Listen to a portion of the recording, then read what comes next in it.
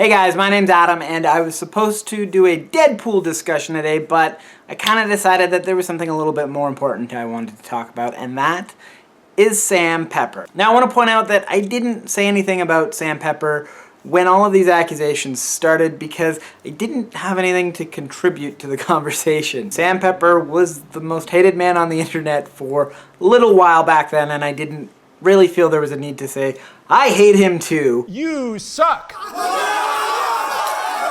However, right now, there seems to be a change in the tide, and I'd just like to question a few of the reasons why that's happening. So, Sam Pepper released a video apologizing for a great many things. He also went on DramaAlert and explained a great many things. On Sam's video, there were quite a few top comments with things like hashtag IForgiveSam or let's give Sam a second chance. I'd just like to dissect some of the things that were said, some of the things that weren't said, and how I feel about all of them. Sam Pepper made about a 20-minute long video explaining that his pranks were not real and that you shouldn't hold his pranks against him because they were all staged. The problem that I have against this is I never held the pranks against Sam because I assumed they were staged. There's a lot of obvious tip-offs, but we don't have to get into that. To me, what's a lot more important is the sexual assault stuff. Yes, he does deny the sexual assault in this video. However, it's a 20-minute long video and he just sort of says, "Of course I'm not a rapist. I wouldn't be sitting here right now today." Now that really doesn't cut it for me. Just because you say it's bullshit doesn't mean that those accusations go away. His interview with DramaAlert did bring up one point that does help Sam's case. We called the police department to find out, what these charges are and who the victim is and all these details.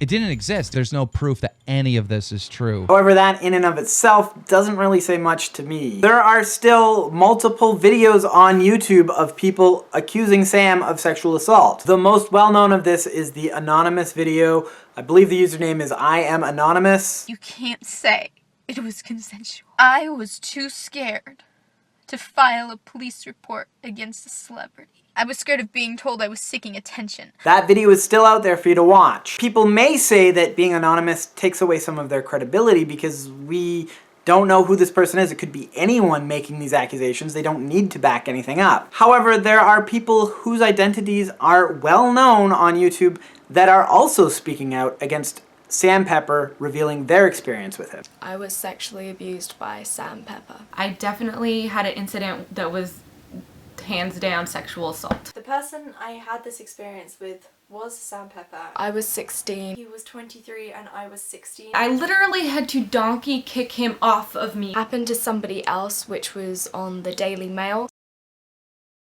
Confirming that it was our secret. He asked me to definitely keep this between us. One such example is the YouTuber OhhMyAnnie, who recounts her experience and has spoken out multiple times against Sam Pepper. She actually does a really great job of recapping a lot of other people's experience with Sam.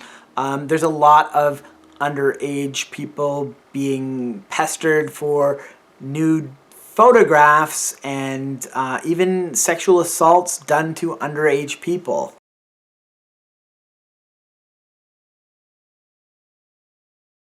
The point that I'm really trying to get across is that if you forgive Sam because he's admitted to faking videos, which I think a lot of people already knew when he uploaded them before he said anything, you're missing a more important part of the story.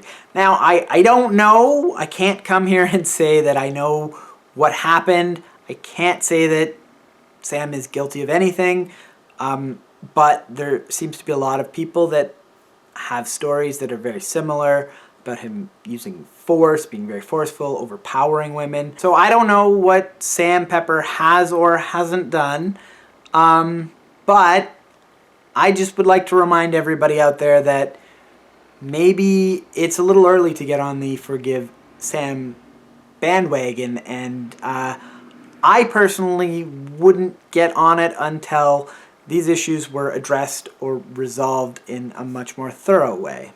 But that's it for me, guys. Thanks for watching. That's really all I wanted to say, and have a good day.